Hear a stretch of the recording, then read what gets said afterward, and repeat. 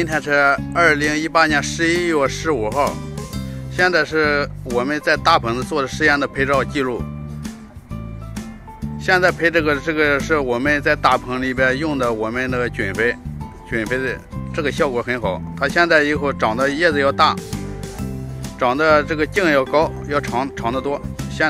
这一部分是就是说我们用了菌肥的这一部分。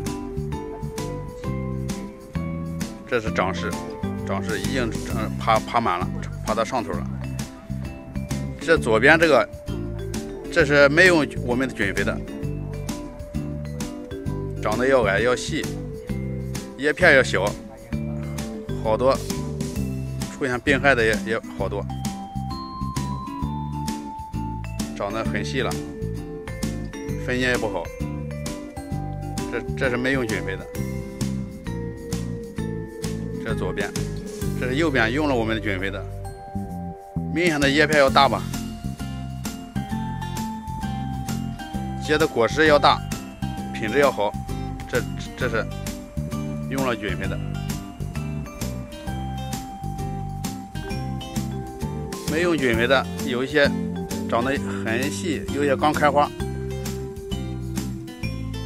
同一天种植的以后，它这个效果就不一样，它长得要慢。我们这个用了菌肥的以后，产量要高，再一个它提前开花结果，早上市，这是它最大的一个特点。这好多都结果了，这全是果实，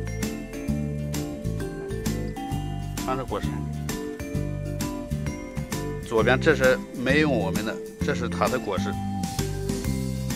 看吧，这是左边的没用菌肥的，这是右边用了我们的菌肥的，